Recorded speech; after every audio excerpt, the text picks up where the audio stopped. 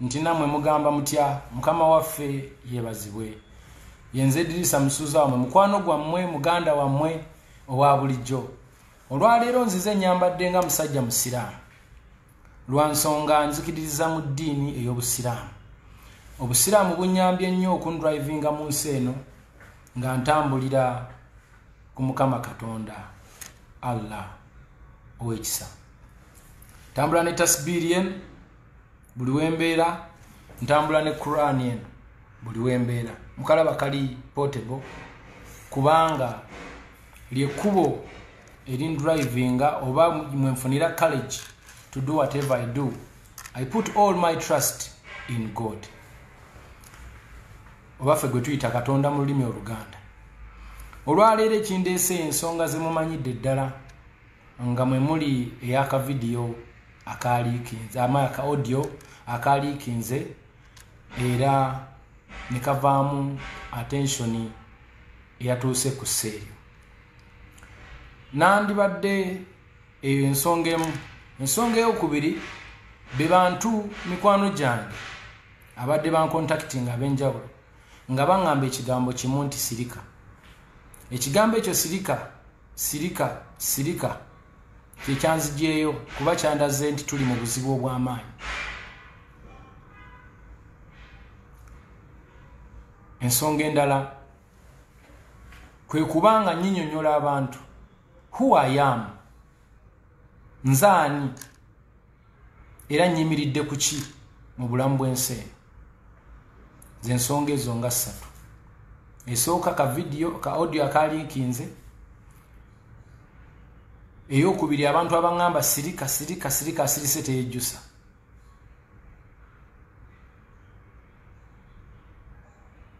Ensonga eyokusatu oba eyokuna kwe kussaamu abantu ekitiibwa kubanga abantu bonna bwe bafuuka ne babeera attentive ku nsonga ng'eno ensi yonna nevaayo ne commentinga mu ngeri emu oba endala. There is no way you can ignore. Tosobola gamba mbunne ezo ensonga temuli makulu nga abantu bonna bakiwadde obudde kiba kitegeeza onyoomye bantu banno oba public. So nensalawo nveeyo ebigambo nno bineme kubanga binjogerwako bwogerwa wabula mbyeyogerere abagenda okunjogerako bakootinge mu byange mwe baba bajja version entuufu. Alhamdulillah, bismillah. Ntandika olunaku olwaliro njagala buli muntu alunootinga eddamu era njagala buli muntu ategere who I am and what I stand for. Njagala leero buli muntu ategere position gye nnyimiriddemu era gye nstandinzeemu ng'omuntu.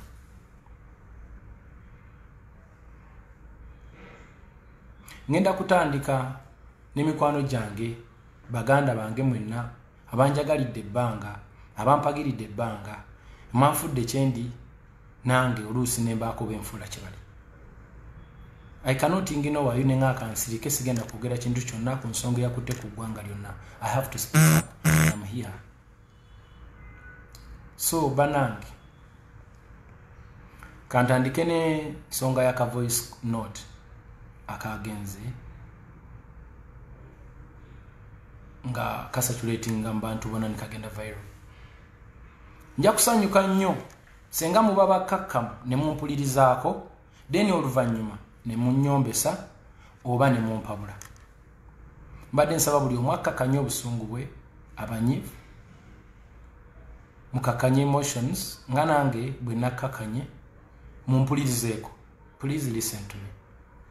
Bwe munaamala okumpuliriza then abasasulwa okuvuma musobola okugenda mu maaso naye n'abo ababadde bakwatiddwako ne muyomba oba ne muvuma olwakuba nti nomwanyiize mwate nsaba mubeere bakulu nnyo mu nsonga eno kuba njagala mukwate ne peeni mwogere muwandike ensonga ze ŋŋenda okwogera.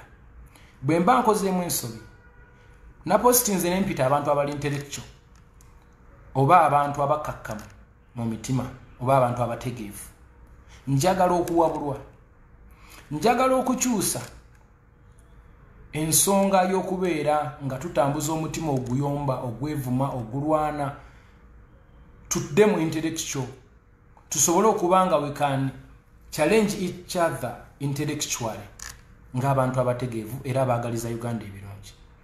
Nze mu Uganda muno bwe nazaalibwamu nyina ensonga. Mukama Katonda yalina ensonga lwaki saazaalibwa Zambia oba Malawi oba Tanzania nenzaalibwa Uganda Masaka nsobole okugatta ku Buganda ne Masaka ne Uganda okutwaliza awamu. Era ensonga lwaki ndi kyendi because I know where I came from and that's where I'm gonna go after all this. Gye balinziika.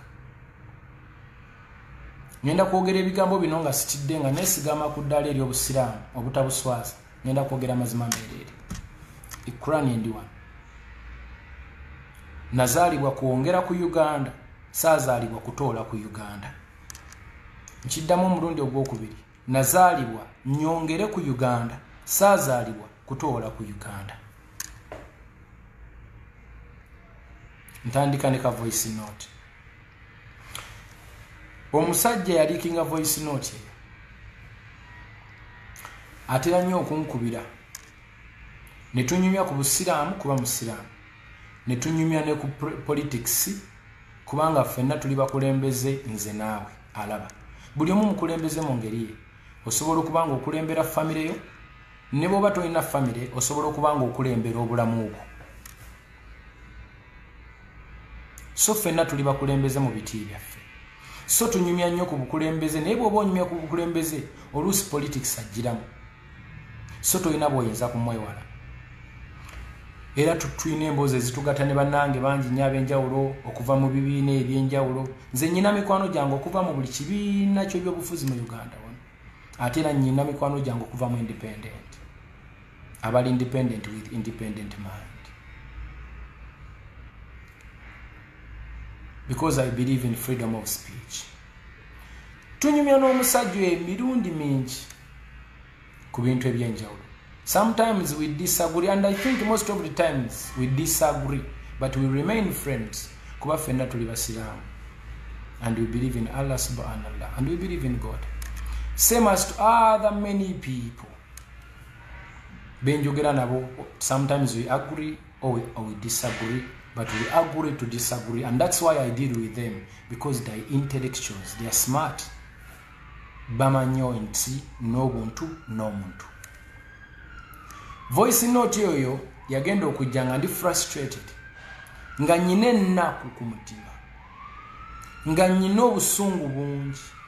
Nze Mukama yantonda nga ndi short tempered.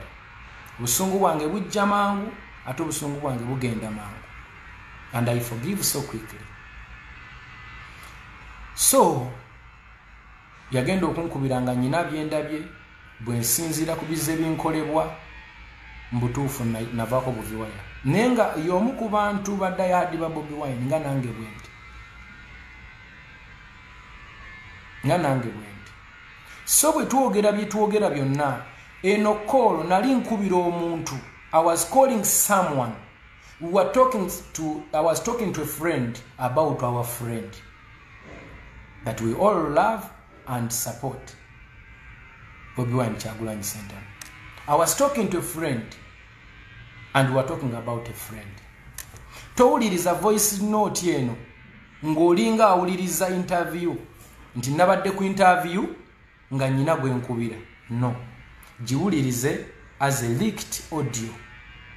A leaked phone call recorded by someone gwe nyinza okugamba nti yandidde mu olukwe. Kubanga nadde sikimusuubiramu. Naye ndi musanyufu nnyo nti audio eyo yatambudde. Osanga Mukama Katonda alina kyayagala okuyisaawo. And it is the reason why I am here today with the Quran, because I'm going to speak the truth.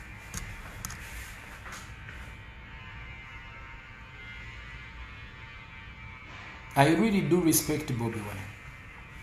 Era naye akimanyi. Njagala nnyo Bobi Wine. Era naye akimanyi. Mu 2007 bwe nali ngenda okuyingira local karaoke competition ezateekebwa Straka Mwezi ne Rwamit Miles. mu bayimbi bonna abajjudde Uganda nakwata nengena nengula tape ya Bobi Wine wendi nenkwata oluyimba lwe nagenda nenyimba mu competition. Mukama yanyamba. Bobi Wine najja. Narunda Bobi Wine okulaba nga mujjako at least autograph era nagifuna. That's how much I love this person. Njagala nnyo Bobi Wine. I'm a big fan. And is my source of inspiration because he's a ghetto youth. Fabana be mu ghetto tutunulira nnyo yasitusa okuva mu ghetto. Atuwanye essuubi nti oba oli awo nange nsobola okufuuka ng'omusajja oyo. Omuyimbi asinga okunyimbira ennyimba ne zinnyumira ye Jose Chameleone ne Bobi Wine.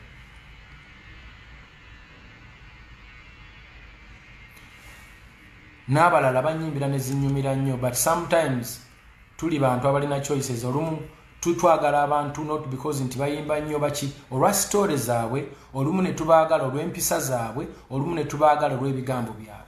I really do love Bobi Wine. And I'm so proud of Bobi Wine. But I'm so disappointed and I feel betrayed. Olw'ensonga zisobola ate kubayingiriza nnyo deep. Ezo zitanzijaayo kwogera nsonga ngezo ze nayogera mu ka audio. I cannot disrespect Bobi Wine. But Bobi Wine njogera naye nga muganda wange, njogera naye nga nze omuwagizi we, era nenjogera naye nga mukwano gwange. Mweyo audio nali njogera ku Bobi Wine omuyimbi aganya okuwa ekitiibwa bayimbi banne ekimala, aganya okurecognizinga bayimbi banne mu biti byabwe mwe bagwa. That's what I was talking about, and I was frustrated because I'm a victim. Kati buli muntu ali eyanvuma njagala oddeyo owulirize audio eyo, ebigambo bye nayogera nga bw'obiwandiika wansi, bw'omala okubiwandiika obyanalyzing ojjompa bule intellectually. Don't be part of these hooligans who are paid to just make noise and make Uganda a bad place. Beera kwomu ku bantu abalungi abaliwo okwongera ku Uganda, siso okugitoolako. Nze bwe nali ntandika okuyimba ennyimba nga zirwanirira Bobi Wine ne Uganda, gye ndowooza nti obwenkanya butono mu bitendera egimu. Teri yandagira ne Bobi Wine teyandagirako, wabula nakwatibwako ng'omuntu nensobola okufulumya obubaka obwo. Era njagala okubategeeza nti eyo yendowooza yange gye muwulira mu nnyimba. Naye ndi musanyufu nti Mukama yambulesinga n'omutwe guno. I agree to disagree. Sirina buzibu bwonna na Bobi Wine. But I was complaining ng'omuntu alumwa nti lwaki sifuna bwenkanya oba lwaki abayimbi bano mu biti byabwe tebasobola kuweebwa recognition emala ebaweesa kitiibwa, lwaki banafuyizibwa ng'ate tebasaana ekyo. That's what I was talking about. Engeri gye ndi short tempered nayiseewoko wennyina okukoma nenjogera oluusi ndowooza ebigambo ebyakanza eggwanga, naye ekyo tekijjaawo nti nabadde njogera ku muntu gwe njagala. And I'm proud of him, I'm proud of his movement, I'm proud of what he has done. At the same time, nsaba okubannyonnyola nti olutalo luno mmwe lwe muwulya n'obulumi bwennyina ku mutima tebwavudde leero. Abagoberezi bange abazze bangoberera ebbanga eddene mumanyi bulungi nnyo olutalo luno gye luvudde lugenda almost mu mwaka, ng'abantu bano banteeka ku pressure every day. Come and use your voice, come and use your voice. Ne banvuma ne bampita kino ne bampita kiri ne bampemula every day. Bw'oba olowooza nnimba njagala mugende ku posti zange zemposting every day, bwe kutabaako bantu banvuma nga wadde audio tennafuluma ng'oyo sinze, muddeyo wansi mukebere kuba nkimanyi tebasobola zidelitinga ne bazimalako. Nyina ekibuuzo, mwali mupuliddeko nga nfiisa obukulembeze bwa Bobi Wine? Mwali mumpuliddeko nga ngamba nti temulonda Bobi Wine? Mwali mumpuliddeko nga nnwanisa enteekateeka ze? Mwali mumpuliddeko nga muddi campaigning? No. Naye there is something behind all that, and that's what I was complaining about. I was crying for justice from the person I really do love, because I feel betrayed as a person. Nyinze nga Kenzo wemba ngoberera omuntu simugoberera nga agoberera Buddha. No. Ngoberera omu Allah subhanahu wa ta'ala, kubanga ebintu bye birambuka bulungi atusindikira n'omutume Nabbi Muhammad n'amukkiririzaamu obuntu bulamu. Nabbi yakola ebintu ebirungi ffenna bye twenyumirizaamu. Senga Nabbi yali yakolayo ebibi era nandibyogeddeko. Jesus Christ mukkiririzaamu kubanga Jesus bw'omusomako buli kye yakola kituufu, mu budde obutuufu mu ssaawa entuufu. Bobi Wine mukkiririzaamu, naye Bobi Wine alina ebintu byali mu kukola nze ate bye sikkiririzaamu wadde nga byenzikiririzaamu bingi. Same as President Museveni. President Museveni mugoberedde ebbanga ddene namukolerako ne mu 2011. After 2011 natandika okulaba nga ebintu ebimu ebitambula nze tebinsanyusa, nga kwotadde n'okuba nti saasasulwa bwe nabakolera. Simanyi oba yeyanyaga oba be yatuma tebampa sente zange, naye saasasulwa. And I didn't complain because I respect President Museveni. Sirina buzibu ku Bobi Wine, guno omukono gwa ddyo. Bwe mba nnyina obuzibu ku Bobi Wine ng'era mwagaliza kibi, nsaba Mukama Katonda anzigyeko buli kye nnyina, nsigale bute ntambuze ebigere ku Kampala Road. Bwe mba mwagaliza kibi Bobi Wine, era nkutte Qur'ani nti bwe mba nnyina ekibi kye njagaliza President Museveni, nsaba Allah nkole kyonna kyasinga okwagala. Bwe mba nnyina obuzibu ku mukulembeze yenna ow'eggwanga lino, nsaba Allah nkole buli kimu kyasinga okwagala. Bwe mba nnyina obuzibu ku muntu yenna eyanvumye oba abantu abalina enzikiriza zaabwe ez'enjawulo, nsaba Allah ankole kyasinga okwagala. Sibalinaako buzibu, but some of them I disagree with them. I disagree with the Honorable Kyagulanyi olw'ebintu ebimu bya driving. I disagree with the President Museveni olw'ebintu ebimu bya driving. I do agree with Bobi Wine olw'ebintu ebimu byatambuza. I do agree with President Museveni olw'ebintu ebimu byatambuza. Ku bantu ababadde basinga okunvuma nga bannanga okuba nti nagenda ewa Museveni, nsaba okubategeeza nti ebizibu byammwe ne President Museveni bye mumunyiigirako, ebyo nammwe byammwe, nze nange bye munyiigirako byange ne bye musiimako byange. Era nnyina eddembe erinzikiriza okubyexpressinga mu bitundu bibiri, okumugamba nti kino kirungi n'okumugamba nti kino kibi. Nze ng'omuntu sirina gwe nsalirawo, sirina gwe nfoosinga, sirina gwe nnemereza, sirina gwe nnwanisa, but I'm fighting for freedom, for my peace. Omuntu yenna ngamba mbu lwaki wakyalira Museveni oba oli mukunzigulako lutalo, kibanga bw'oŋŋamba nti lwaki oyagala nnyo Bobi Wine, lwaki oyagala nnyo Besigye, lwaki oyagala nnyo Mugisha Muntu, lwaki oyagala nnyo Erias Lukwago, lwaki wenyumiriza nnyo mu Nambooze, ate lwaki oyagala nnyo Amelia Kyambadde, oba lwaki oyagala nnyo Geno Katumba Wamala. Kubanga bakulembeze abakwatiridde Uganda eno gye nsobodde okugaggawalira mu munansonyiwa, siri mugagga nnyo naye ate siri bubi, kubanga mu nsi eno kasita ofuna abaana n'ofuna ettaka n'amayumba n'ofuna emmotoka oba olinako wootuuse, ebyo nno tebyandibadde bikulu kubanja kubireka, naye kasita oba n'obulamu, obulamu kyabugagga. Yensonga lwaki mpa President Museveni credit, kubanga ebbanga lyonna lyembedde mu nsi namusanga afuga, tanzitangako ate neerwanyeeko nembaako byonna byenfuna. singa President Museveni wano yatekawo ko ku lutalo wano mu Central Buganda oba mu Uganda wano nembanga mfunamu ko okulemesebwa nandibadde sirina BET sirina baana bange sirina nyumba zange sirina mataka gange nze nno munnange ntobye nentuuka n'okuba nti nagula ne ku beach era abantu tugenda liirayo ebyennyanja obudde bwonna kati sinza butamuwaka credit yako however much I also do disagree with him sinza butawa Bobi Wine credit zaagwana nti Bobi Wine alwaniridde eddoboozi ly'omuntu we wansi okubanga liwulirwa I thank him for that munfuna bulungi nze ndi wano okwe-expressinga what I believe in as a person.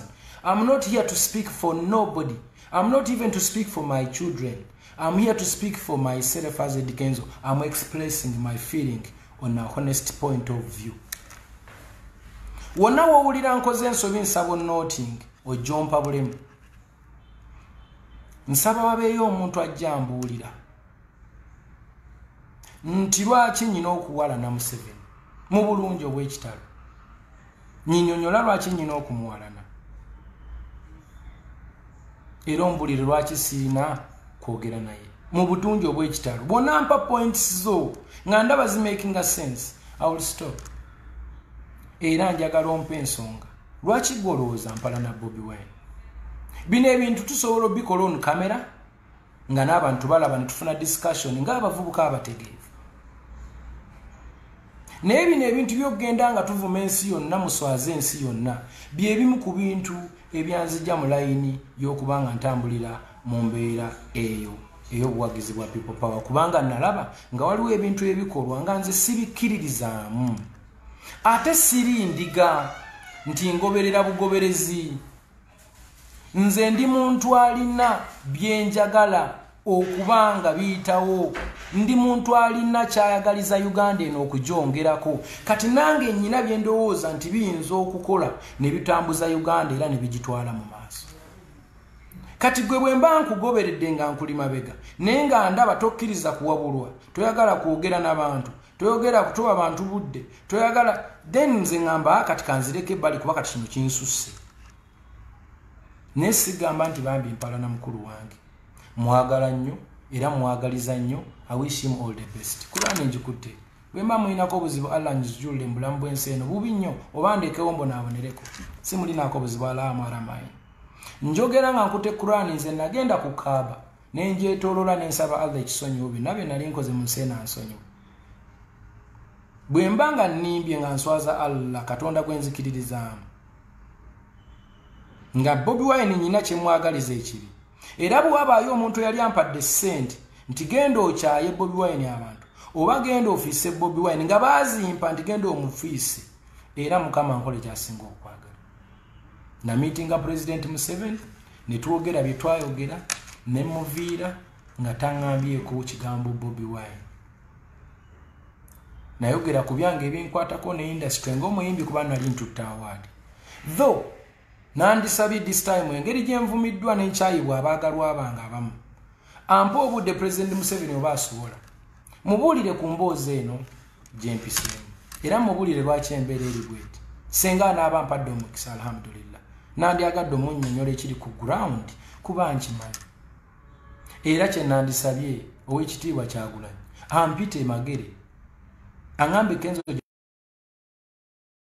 tusobole okulaga ekifaananyi abantu mwe abali eyo nti ensi terina kulwanagana bulwanaganya wabula okuteeseganya ate kye kisinga obukulu mukkiriza mu Jesus Christ and Nabi Muhammad njagala mutunulira abantu abo ebintu bye baakola n'engeri bwe baahandolingamu ensonga kyali kikulu nnyo y'ensonga lwaki mubakkiririza omuntu yenna yeegulumiza ne yefuula Sipiria n'alowooza nti ye tagambwako ne batuuka n'okugamba nti tasobya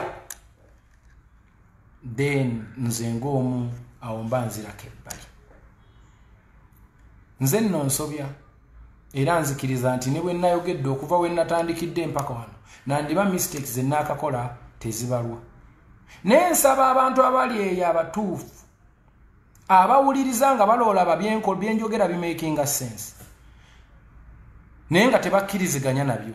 Nsaba mujje tu ajuinge intellectual as intellectuals, as smart people, people who are patriotic, people who wish good for their country. Tuogere ku bintu bino. Munyambe nange mbayambe tusobole okufuna solution.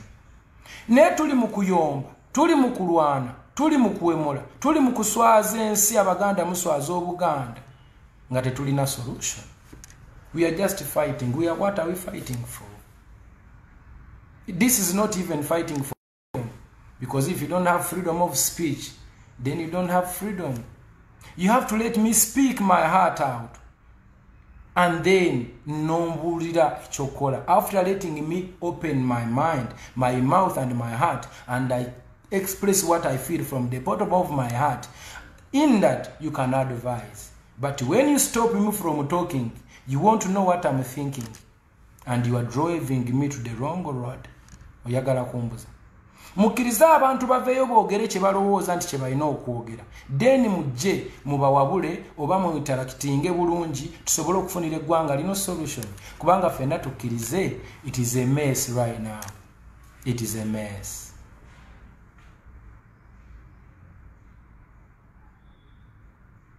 Onfuna. Waliwo abantu abasasulwa okuvuma. Abo bo mubaleke bagende mu maaso kuba ogwo mulimo gwabwe. It is a job, it is part of maybe the strategy. But I'm talking to the intellectuals, lawyers, young educated people from Makerere and different universities. You guys come out and speak up. Come and give your view. Don't keep quiet. Don't let the country fall just like this because you fear to be abused. Don't be intimidated by nobody. Come and give your view because this is your country. Njagala okuyita buli muntu ali yasirika nti bavuma nnyo. Jangu oyogere bakuvume nenga nawe tutegedde kyolowooza. Namwe abavuma njagala okubabuulira nti nze siri mu kubalwanyisa era mbaagala nnyo alhamdulillah. Nsaba Allah bawe kye musinga okwagala. Naye munnange mbaagaliza mirembe. Era whatever I'm doing and whatever I'm going to do, I'm doing it for the best of our country. And I believe I have done something. Ntadeke tofali ku dunia ya tweno ku lukalu Uganda. I've done something. Right now as I speak, okusinzira ku message zenfuna, I'm expecting okufa oba okufiirwa. Kubanga message zenfuna bwe zingamba. Era nsuubira okufa oba okufiirwa. But I will die peaceful, alhamdulillah, because I've spoken and I feel nti I'm relieved now. Ense manyi bwe mpulira ne kyembadde feeling and I'm very okay. So nsaba tukkirize mulekera abantu eddembe lyabwe ery'okwogera. Muleke abantu boogera ebibaluma, eggwanga libitegeere, abatukulembera basobole obizolovinga. Saayogeddeko ku bukulembeze bwa mukulu Kyagulanyi. Nabadde njogera ku Kyagulanyi politician, a musician, not a politician. Nga ngamba lwaki omuntu ono omuyimbi asobola oyisa bw'ati bayimbi banne ng'ate yalina okubawa platform.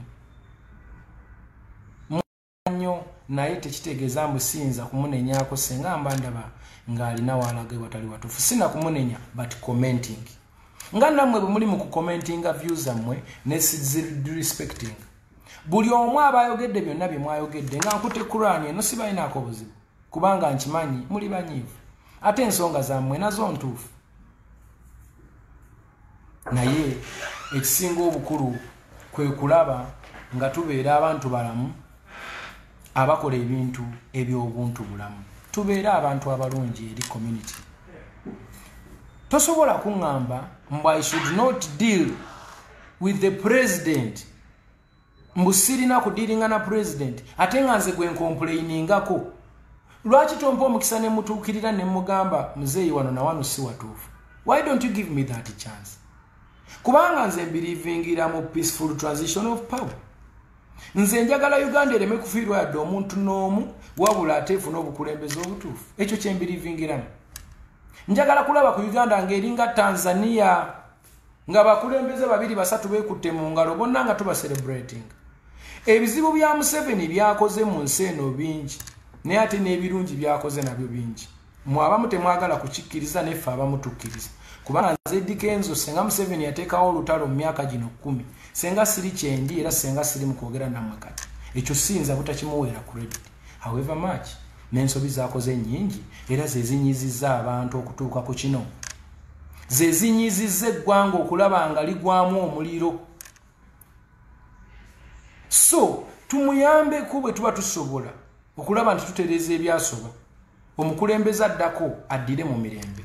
Sinnawakanyako obukulembeze bwa Bobi Wine, ekyo sisobola kukikola, and I'm proud of him. I'm proud of him. Naye temunziba mumwa, temuziba bantu mumwa, temuvuma nsi eno, temuwemula nsi eno, temuwemula nsi eno Uganda, kuba ebintu bino bigenda kusigala ku record. Nze bwe mba nakoze mistake gye njagala mujje mumbulire nti wano wasobezza. Naye ebintu by'okuvuma abantu abakulu, muntu alina emyaka 75 n'omukakanako n'omuvuma ng'ovuma omuntu grandi wa somebody somewhere there, n'omuvuma nga bw'owulira nti ovuma omuntu, kwegamba let's not do this. Zino bino ebintu by'okunafuya abapresidenti ba Africa, it is a strategy. I'm not doing this in trying to protect Museveni. No, I'm using my knowledge because I'm well traveled and I'm learned. I'm exposed. Ebintu bingi mbirabyeko, mbikutteko, njize ndabye. Nyina passport kati mukaaga. I finish a new passport almost every 5-6 months. That's how much I've traveled. And I know what is happening out there. Kano katono, ngenda kaba wako katono, munasonyi ogenda ko politiki. Abakulembeze ba Africa babateekako ebigambo ebyo bemuwulira ebiseera ebisinga kubattira legacy nti new generation yebakyawe nnyo, nga bwe bali babagenda okwogerwako gye bujje bwogerwako bibi byokka. For example, wano mu Uganda Museveni tumuyita dictator, naye kambajjukizeeko katono nti Queen wa Bungereza yakagifugira emyaka gyonna teri amwogerako. Bajja leta politics simbu Queen simanyi biki naye bw'abanga bwe kiro bakyogera kale balonde president tulabe obaana abikkiriza. Eyo tuveeyo. Trump alina emyaka 74, Museveni alina emyaka 75. What is the difference? Ayagala kuddako Trump. Gwe baleeta asinga Trump obukulu. Tuddeyo nga balonda Trump we baali bamulonda Hillary Clinton dayo ku internet buli kyenjogera kiri ku record. Hillary Clinton yasinga Trump obululwe milioni 2 nga bwonabera n'omuntu milioni 2. Senate y'abantu 40 nerondo ono abantu 40 ne basinza abantu milioni 2 obuyinza. That is dictating. But I'm not gonna go. Esijja genda. Ebyo sibinkwatako. Naye kyenjagala okwogerako kye kino nti ffe kale buli omu awagire kyawagira okusinzira ku ndowooza ye, ne buli omu awagire mu mutima omulungi, buli omu awagire mukkirize Uganda eddeyo nga bwebadde ku mulembe gwa Besigye, nti buli muntu asobola okuwagira kyawagira ne tutambula bulungi. Ne bwe munaayagala muleete wano ebintu by'okulwanagana n'okutema, tugenda kumaliriza ffeka kubanga Uganda abantu si bizimbe. Buli muntu afa counts. Abana mbalaba mulwana ne police ne mugikuba ebikonde, tubasobola yafuka tubasobola, naye fa abamu tetubasobola. We can only speak by law. So munansonyiwa sirina muntu yenna gwe nkubira campaign, and I'm wishing all my best to my brother Bobi Wine. I want him even to win and become a president. That will be history and I will be proud of him, and I don't think my mukwano gwange bwemba nyina president gwensobola okubira akasimu ne mugo wayi nze kyaliwo ndi wano, then that is the best. But tetulina bwe tugamba nti abakadde baffe tubajje wate baffe bufi, but we can help them to rest bulungi nga tukozesa obuvubuka abalowooza obulungi okusinga bannaffe abapromotinga entalo. tulina bulungi bannaffe betumanyi nti buli kalulu bwe katuuka ba promotinga tribalism kibakolerera kibutala mu bakulembeze nefe ababeera bawasa abantu betwawasa amakiga gaawukana obwana busigala mu bbanga abantu beetemera ku myenge abantu beerwanisa abantu beewalana bizinensi zifa nze nfunye sente olwaleero this let me be honest with you my people so I'm not trying to brag no I'm being honest nze sente zonna zenfunye nzijje mu mawanga magatte I'm one of abavubuka abatabo omulembe guno abaava ku nothing to something nga sente nzijja mu bantu balala bwe mpromotinga tribe emu oba bbiri then mbasiri fair eri mukama katonda yampa omukisa ogwo banange nze saagala tribalism ekyo nkyogeredde wano I respect everybody I love everybody I love people from all over Uganda. I love people from all over the country. I'm not a racist. I love all the people because I believe in one love. Nze nkimanyi muli banyiivu era mulina ebigendererwa byammwe. Nensaba mukkirize tutambulire mu nsi ey'emirembe ekyo kye kisobola okututwala mu maaso. I'm here to express what I feel inside me. Bwe naamala obyogera bino njagala video eno mugisaving. Bwe naaba nfudde nga bano abantu we bagamba nti bagenda kunzita oba okutta abaana bange musobole okubanga mugizanyira abaana abaliddewo nti kenze ndowooza ye yali bweti and this is my view. I believe in peaceful transition of power. I believe in respect the elders. I believe in respecting each and everyone ku myaka gye and I do practice this. Abantu ababeera nange you know I practice this. I love everyone. However much nti nno tuli frustrated. Nange I'm part of you guys. Siri musanyufu. Nange ndi omu kumwe. Ndi omu kumwe abacomplaining abanyigiriziddwa. I'm also pressed in my own way. But fighting is not the solution, my people. Vanga kati gomvubuko w'emyaka 2 ayagala okulaakulana bataddewo awo embeera oluusi egenda mala emyaka 2 nga teteredde kakati gwe ate byewandifunye kati obifunye ddi omwana omuto abadde alina ogenda ku ssomero asome nayogera bino nyina n'engeri gye nsobola okufuluma eggwanga lino at any time kuba obusobozi mbulina ne famire yange. How about you my dear brother somewhere atalina na passport? So sijja genda nnyo mu bingi but I'm speaking my mind and I'm ready to die as you guys promise me, but this is what I believe in. I'm independent. I don't belong to any political party. I'm independent with an independent mind. I'm waiting to vote. Nali ngambanga nti ngenda kulonda gundi era nerinnya nendoogera olw'embeera gye mumpisaamu ey'okunvuma n'okunvolonga n'okwagala okummalamu ekitiibwa kati nasigazza genda kulondera ku ballot. Nze mmanyi gwe naalonda. I'm an independent person and I will vote. I'm ready to face all the challenges ezigenda okujjira ku bino. Bino byonna mbyogera kubanga I'm passionate and patriotic. I love my country. I believe in mistakes. Mistakes nga batukulembe okubayambako okuzikollectinga. Naye waliwo olumu tunenyanga naffe tulina okwenenyaamu lwakuba ffe tweyagala nnyo. We will love ourselves so much and we forget even anything else. Okitegeera. So nze mbadde nsaba gwenga gwe obuvunaanyizibwa bw'olina wali ogenzeeko ddi ewa chairman wo n'omunenya nga bw'onenya abakulembeze bonna abalala nga bwe tubanenya n'omugana naye ebintu byakuno bitambula bitya. Lwaki abavubuka abakubwa kuno lwaki poliisi eyo tetugenda nga ab'ekyalo netwogera ne osoyo kyakola ng'ebivuyo gino. Lwaki mutabani wa gundi akola bwati mwakomadde okola bulungi bwansi oba okulongoosa omwala.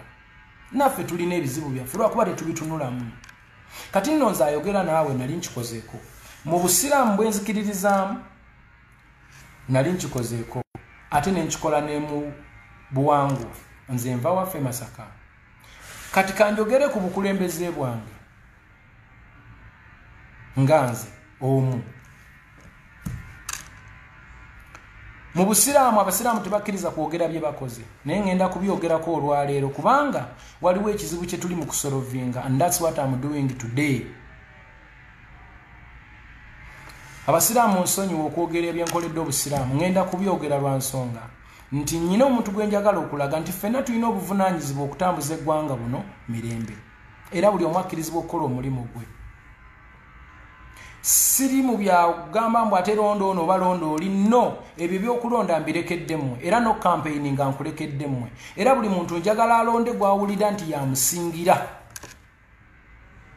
naye ebintu byokwevuma okuswaza ensi okwettattana okumalako abantu eddembe ly'obwogezi ebyo mubireke bantu bange wakati nze gwe mugamba okutta eseeno ngitaddeko etoffaali nyina obwana bwange buto mugamba mugenda kuwutta naye lwaki tufuna enjogera eyo naye kyamukisa mulungi ndikoze vidiyo eno I will die happy and very happy alhamdulillah era bwe nva wano ngenda genda e Masaka ndaga abantu nti bwe ndiba nfudde munteekanga wano kubanga kati kyenjolekedde I think but I'm happy nze nagenda ewaffe mukyalo kati njogera ku bukulembeze obwange kubanga I don't need to be in parliament to help my people no I only need to be myself the original me and I help my people nava wano nengenda mukyalo nyina we nasooka nengula yiika 2 era we naziika muzeeyi wange emyaka bwe gyetooloola 2 kyafuuka ekibuga nengamba wano sijaawo onfuna nengenda kusaza nengulawo yiika 2 nembalamu nga yiika 2 ziyinza obutamala olw'abantu bembeera nabo abangi n'ebirala ate nga nawo ndaba mu myaka nga 2 kiyinza okubeera ekibuga neeyongerayo mu kyalo nembako wengula awantu ewaneneko bwe natuuka mu kyalo ekyalo kyaffe bakiyita Kijumbula era bw'oba ogenze n'otuuka ekijumbula ekyo kiri mu Kirumba bajja kubuulira nti Kenzo ewuwe wali era we muli nteeka senga bino byonna biba bitambudde bubi oba bulungi alhamdulillah nze siri wano kubeerawo forever bwe natuuka ku kyalo okwo nga maze okusasula nga nguze enkeera waalwo naddayo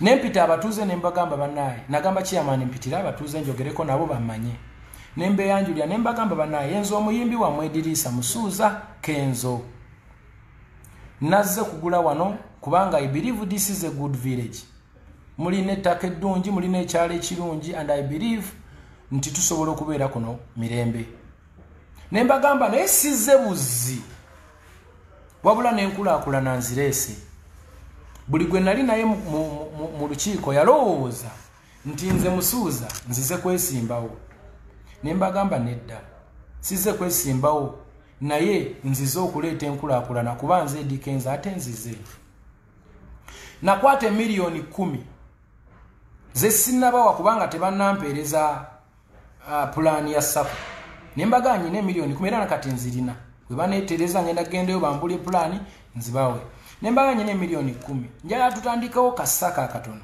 tulabe kayinza gejja katya kasobola okuyamba ku kyalo kyaffe era nembagamba nti ekkubo lino kuba ekkubo lyali teririmwangako bukyanga tuba babaawo mu nsi teriyitangamu tractor nembagamba engeri gye ndi Dikenzo nja kukozesa ka influence kange akatono ekkubo lino lijja kulimwa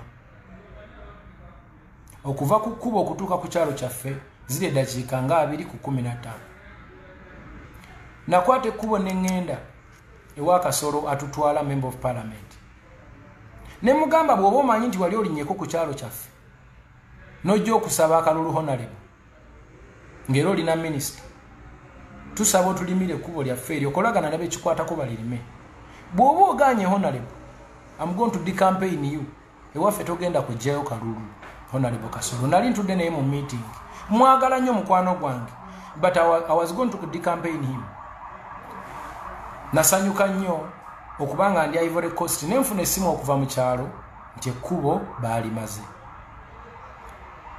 nayogera n'abeekyalo mu meeting eyaddako ne tukubira ab'amasannyalaze nga tubabuuza kiva ku kyokuba nti ffe tetulina amasannyalaze era kyetaagisa ki ekyo kye tuli mu kukolako Nayikondo kuba amazzi bagakima wala ku luzzi agonja kugabasimira kubanga nakagula esibbanga ddene emyaka ndowooza nga gumu kitundu tugenda mu 2 ate nga sitera gendayo nnyo kuba mbadde bize nga ntravelinga nnyo otherwise senga mbadde nnyo nga mbeera nnyo Uganda nandibadde bingi nabikolako saakomaawo nenjogera ne mukwano gwange Umaro ne mga Umaru oli musajja musiraamu oyagala nnyo obusiraamu naye ekyalo kyaffe omuzikiti mukadde nnyo Umaru yeetema agenda zimba omuzikiti gwe ku kyalo kyaffe church nze ngenda kugyezimbira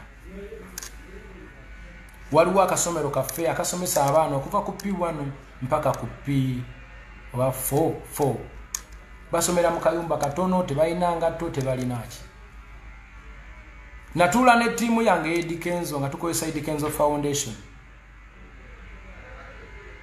ne tugula engatto bonna era ne tubagulira uniform bonna ne ngenda mu Richard Hand nga nkozesa mukwano gwange Humphrey nabimanya ne mubuliramu essomero lyaffe eryo ku kyalo nangulira peni n'ebitabo n'eziseti n'eziruula ne tugenda ne tubawa bonna pulani zennyini ery'essomero eryo nnungi nnyo kuba Mukama bw'anaaba annyambye n'enkolagana ne bannange tusobola okuzimbawo akasomero akali beta nga tuyita mu nkolagana ey'okuyambagana ne connections zennyina munfuna bulungi nyina pulani endala nnyingi nnyo ku kyalo kyaffe lwaki njogera nnyo ku kyalo kyaffe kubanga gye ngenda okuziikibwa nze gye nva naawe nkuwa challenge munnanga mpuliriza nti bw'obanga oli eyo olina obuvunaanyizibwa okutereeza w'obeera okusinga okwononawo olw'okuba bali abeeyagaliza bokka bakunyiizizza tukkiriza abantu abo beeyagaliza nnyo ekimala naye batukyaye ensi yaffe batukyaye bannaffe batukyaye baganda baffe why don't we get a solution gwe solution yeyinza okuba nga yakulonda Mwami Kyagulanyi thank you very much omulala solution yeyinza okuba nga ganze mzee agira abeerawo naawe weebale omulala ayinza okuba nga ganze nja kulonda FDC weebale nenze kye nandisabye temwandibadde partisan wabula mulonde abasobola temulonde ebibiina londa asobola kubanga tulina abantu abali mu opposition abalungi ennyo ate tulina abantu mu NRM era abalungi ennyo nga wadde pate yaabwe nga bwe mundaba waliwo we tukyankalinyiza wangi nnyo era ensonga lwaki tuli mu mbeera bweti nammwe gye mulaba ensi yonna ekutta akati bayombesa omuntu ng'Eddie Kenzo ayongeddeko wabula tatoddeko olw'okuba nti nno leaked voice note and it is leaked ate yavudde mu side yeeri sinze nagitadde bali be bagitadde omusajja agamba oyo mbu yagiweereza eri baagala edduke ku Bobby ntule ne tusolvinga ensonga kubanze Bobby namuweereza video voice note nga muwe ebitiibwa byonna n'embimalayo era ne mwenyonyola lwaki njagala mu meetinga nali njagala kwogera ku ebyo ebinnuma era nammwe bwe muwulira mu voice note eri nali ngezaako okumunnyonnyola era ne baŋŋamba bali abasajja ne mugamba omusajja oyo nti yaŋŋamba tumugambe ki ne mugamba mu mugambe nnyina birivu nti ffe ali mu kutunafuya bayimbi banna abanene olwo si lukwe that is being honest bwe njogera ku bukulembeze bw'obusiraamu nga nze omusiraamu obuvunaanyizibwa bwe ntutte mu busiraamu abasiraamu saba mu nsonyi kino tekikkirizibwa naye waliwo kye tuli mu kutereeza mu society nfuna nze saagala kwesimbawo saagala kunnonda sigenda kwesimbawo wabula ndi mukulembeze okukululira ayagala okulaba nti ensi etambula bulungi I love leadership and I love people. I love people. I want to see people smile. And that's why I have a Eddie Kenzo Foundation. I do this for humanitarian work because I want to see people smile and want to put a smile on someone's face using my small capacity.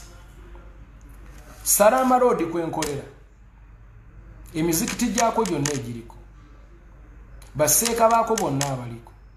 Bwe mbanga simuwanga ku ssente cash ng'omuntu. Buli kisiibo buli muzikiti. Nguwe ensawo ya kawunga, nguwe ensawo olumu kawunga, mukyere sukali. Olumu mukyere sukali. Ekyo nakakikolera emyaka egiwera 4. Kuva Kibuye mpaka Munyonyo. Nakakikolera emyaka ng'ena nga sisosodde muzikiti nagumu wadde nali ngusalidde basikusaliranga. Bwe nali nkyali ku street nga ndi ghetto hustler. Nyino nali ntobera nnyo mu Kisenyi. Nyino omuzikiti gwe mu Kisenyi nakivubo we naliranga. ogwo muzikiti nakagube koguwa embeera eyo eye mu kisiibo okumala emyaka gyonna gye maze nga nkulakulanye ng'omuyimbi. That is like 10 years and more. Bwemba nimba baseeka bekweje muzikiti baveeyo bagambe nimba. Ewaffe Mengo ewaja Nabagereka maama wange alina omuzikiti ewaffe awo mu ghetto. Nakakikola okuva lwe nafuuka Eddie Kenzo mpakati. Abasiraamu nsaba mu nsonyiwe nengezaako kulaga abantu baffe nti we can help we can do kye tusobola okukola. We can do something. Munansonyiwe oba mpiseewo, munansonyiwe oba ndi mukola nsobi, but I'm frustrated and I'm emotional. Njagala kugezaako okutereeza society nti wabeeyoko abantu abamu abasobola okubaako nabo bye basobola okutambuza mu ngeri yaabwe nga tetumaze kwetemako mitwe. This is too much, my people. This is not a joke, and we should not take it just like a joke. This is a serious matter. Tetulina kunenya mwana n'omwe. Abaana be mulaba bayomba ku Facebook okwo si bakyamu. Abaana si bakyamu, balina ebibaluma ku mitima. Ate nga batuufu. Tuyambe ffe abasobodde okubanga tulina we tutuuka. Tuleme kwonoona Uganda eno tugireke nga ntuufu. Bingi nnyo bye nsobola okwogera. Naye sijja genda nnyo wala kubanga n'alima awagonda atera nanyuka. But at least nsaba Mukama Katonda omulungi ow'ekisa. Ebigambo bye njogedde n'ensobi ze nkoleddemu. Wabeewo ababitegedde nga bali nterekityo. Bampite. Babeeko we bantuuza. Oluusi nga waliwo ne zikamera. Tuddemu tubinyumyeko. Bampabule ntegeere oba nange mbabule bategeere. Naye bwe munanvuma obuvumi ne munkyaye ensi. Ensi ejja kumanya nti bano baagala kusuula busuuzi Kenzo balina olukwe. Kati temulabikanga balina lukwe. Njagala muveeyo mu challenging intellectually. Munjigirize, nze siri muyivu nnyo. Munjigirize kuba ate mwe musomye nako mutegeera ebintu okunsinga. Naye bwe munaagamba nti mugenda kunnyanika mu nsi yonna nga lw'endowooza yange nga nze Eddie Kenzo, mugenda kuba mwonoona ggwanga kubanga Kenzo bwe munaamutta teriyo Kenzo mulala. Kyentuusiza ku Uganda ne kye kyakituusaako teri agenda kukikola. Not even my kids. Me, I am me and I'm standing on my 2 feet to be myself. Me, I'm Eddie Kenzo. I'm here to add on. Ndi wano okwongera ku Uganda so kugitoolako. Byonna bye njogedde nga tebimaking a sense mu mutwe gwo. Nkusaba ompite obimbuulire nsindikira message tubyajuwengeko. Nyambo obeko wontuuzo nnyinnyonnyola mbitegeere. Mbuulira lwaki nnyina okulonda candidate wo. Naye bw'ogamba nti ate onzite nveewo ne bwamurede nfuna siweebwangako ssente kuvuma muntu yenna nakumufiisa. Neekoledde ssente zange buli kumuke neekoledde kange. Saagala muntu aŋŋaana ku miitinga President Museveni senga mba nfunye akakisa temukiŋŋaananga ekyo wadde omuntu akola mu gavumenti ya Museveni. Saagala muntu angoba ku Bobi Wine kuba oli muganda wange era nja kumulaba era nja kwogera naye era bino bijja kuggwa kubanga mwagala nnyo era naye akimanyi. Bobi akimanyi. Nsaba nebaze Mickey Wine webale kuba musajja webale nnyo. Nsaba nebaze Nubianiri webale kuba musajja webale kunnyambako ne twogera. John manager wa Bobi era mga mutowe. Nsaba nebaze Hildaman Doctor webale nnyo okutuukiriza obuvunaanyizibwa. Nsaba nebaze mikwano gyange mwenna ab'enjawulo Bafaadi bani MC Moze atabali luno n'abalala Kenneth Maleba baana bonna mukwano gyange bakaterega. Mwebale okuba abantu abakulembeze abakkiririza mu agree to disagree, abakkiririza mu nteeseganya, abakkiririza mu nkolagana n'obwasseruganda. And this is what I stand for. Mwebale kuntegeera. We always agree and sometimes we don't agree, but we remain friends. And this is what it's supposed to be. No disrespect for nobody. Nze nnina obutakwatagana ne President Museveni bw'amaanyi nnyo mu bintu bingi nnyo kubanga abaana abanyiize is one of the reason why they are like this. Waliwo watanywezezza bulungi mu nkolagana n'abavubuka. Naye bwe mpulira omuntu avuma Pulezidenti Museveni n'amukwamula bw'ati kimpisa bubi kubanga gwe mulembe gwe nfuniddeko buli kyenfunye. Nze olutalo terunkolera. I believe in forgiving and forgetting. Maybe you cannot forget, but forgive, you'll be forgiven. Give, you'll be given. Share, you'll be shared for. Bless, you'll be blessed. MashaAllah. Mudini zonna nze sisosola muntu n'omu buli omu mwagala. Era abantu abali abasuubira okunzita munzite nga mukimanyi nze mbaagala nnyo. I love you guys from the bottom of my heart. Alhamdulillah. Kitandiseza Qur'ani yange eno ntambula nayo mu nsawo buli wembeera. Era kyekyanyamba zange omusiraamu okubalaga nti no byenjogera mbyogeranga nze kuba bwe naafa bagenda kunziika bwe nti ng'omusiraamu. Kati amuhiya eno video temujerabiranga mugiterekanga emyaka gyonna abaana n'abazzukulu ne bagirabako. This is what I believe in and this is who I am. I might be an hypocrite kusaidi y'omulala. I might be a right person kusaidi y'omulala. But this is who I am and eno yendowooza yange.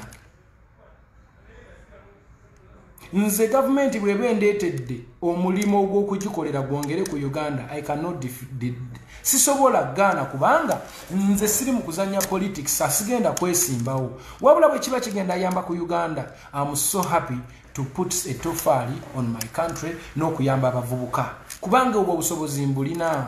Nze manya abavubuka gye nyizo bakolera inshallah singa manfunye obusobozi.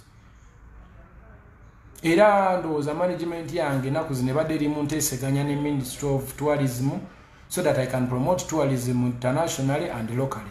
Senga tuba tufunye omukisa ogwo ne babanga baate kubanze mbadde mu quarantine era mwenkyali bagenda kundischarginga abaggulo lwaleero nga byawedde. I will be so glad. Nja kukozesa omukisa ogwo okukyusa obulamu bw'abavubuka bangi bwe baana aba bagumpadde kubanga tebasobola kuŋŋamba nti nno ogenda kuleeta abalambuzi opromoting e Uganda ng'ate abantu si basanyufu. Tosobola kuŋŋamba nti nze nakene kyane nsayininga nga Kenya Tourism Ambassador ng'ensi yange weeri ekyo kintu kyali kikyamu era nakolanga neebwalabwala nga saagala na kubyogerako. Unfortunately contract ya Kenya nagisayiningira Uganda ku Sheraton. Naye bwe banaaba bateeseganyizza ne bakama bange benkola nabo nga bakkiriziganyizza terms and condition ne mbikaminga tourism ambassador, I will be very happy, grateful to help abantu bange nga mpita mu bulambuzi kubanga ate bwe banaagaana I will resign. Me, I love people. I don't nsiri mugagga nnyo but ndi mumativu mu mutima alhamdulillah. Era bwe bakutuma nga abagagga ennyo tondeeta naye baleeta abagagga mu mutima ondeetanga. I'm very rich in my heart and I'm a very honest person. Yensonga mwe nkoledde mistake zonna nzikoledde mu kubeera passionate, nzikoledde mu kubeera honest, nze ensobi zonna ze mulaba nkola nzikola because I'm honest. I speak the truth. Nze njogera n'ebinswaza nembabulira obulamu bwange mwempise abantu ne balowooza nimba ngezaako kwegula mbungula buganzi. Nze seegula buganzi, saagala kwegula, saagala kabampaane. I'm here to be a Dikenzo. Byokubeera famous and simanyi kubeera sweetheart abantu banjagala nnyo bansuute. No, I'm doing what I am doing because I know one day I'm going to leave this world and I go. So I'm using each and every chance I have in Uganda or in Africa to add on so kutola.